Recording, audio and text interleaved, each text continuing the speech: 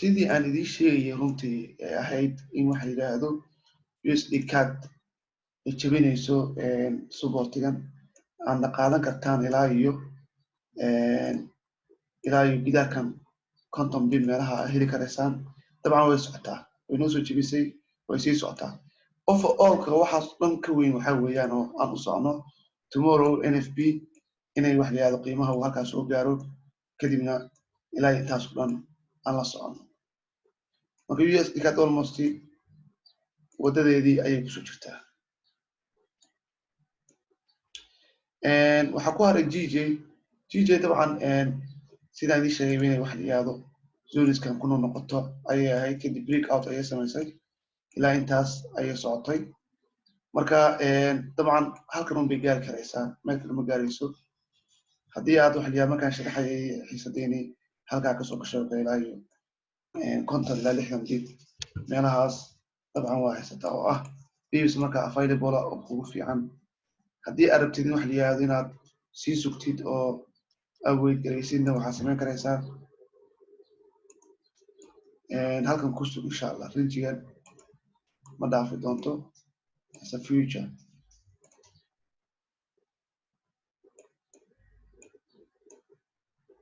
dee dhaaftana waa good chance mar walba halkaasaad ilaashanaysaa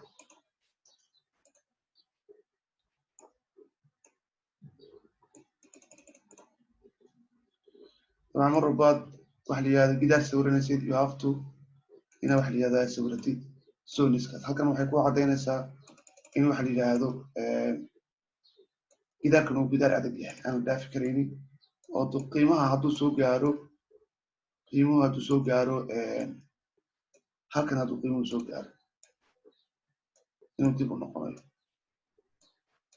kadibna halka aadayo lower high kadibna saas uu ku soconayo mar walba qaacidada ah suuq wuxuu ku shaqeeyaa mar walba qaacidada ah impulse oo halkan aad noqonaysa markaa lower low lower high impulse kale lower low lower high impulse kale halkan lower low ah lower high this calling market structure waxaa la yihahdaa market structure okay GJna waa sidaas ka warama euro IUD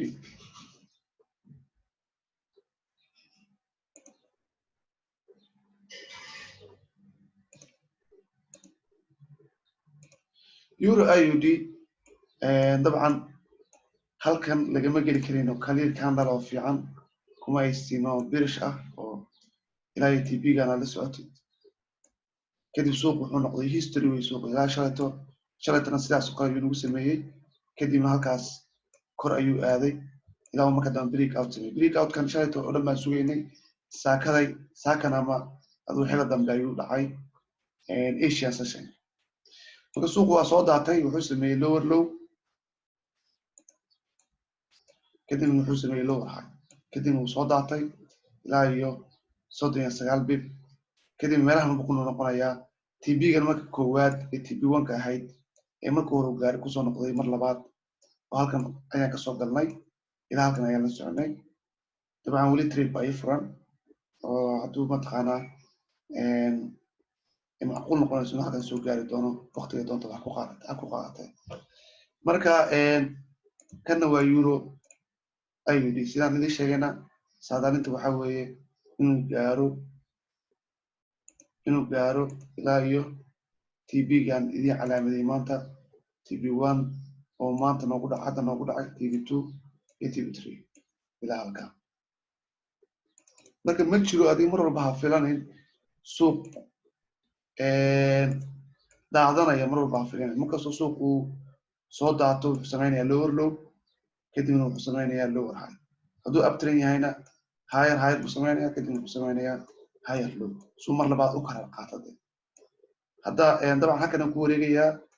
uu noo soo dhacay lower low buu noo sameeyey lower high buu noo samaynayaa ilaa uu TP-dan oo dhan oo markaas smash gareeyo oo waxaan ka fili karo euro IUD dabcan maalin fiican bay noo ahayd walaal baa su-aal soo weydiiyaan filayaa USD gaada ilaa halkeega ay gaari karaysaa maalin sida ay saadaalintu tahay beri oo dhan in horta ay gaarto euro ayuu yidhi waa muhiim inay halkan gaarto meeshan zoonka inay gaarto waa muhiim markay zoonkan gaarto inay soo jebiso kadibna retest noogu samayso si britain NFP oo ah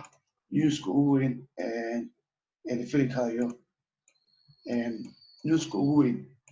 ee suuqa forex-kaba ayaa oo lacagta CAD iyo lacagta dollar ka soo baxay marka chance fiican bay noqonaysaa haddii halkan timaado chance fiican bay noqonaysaa ay ku gaarto ilaa halkan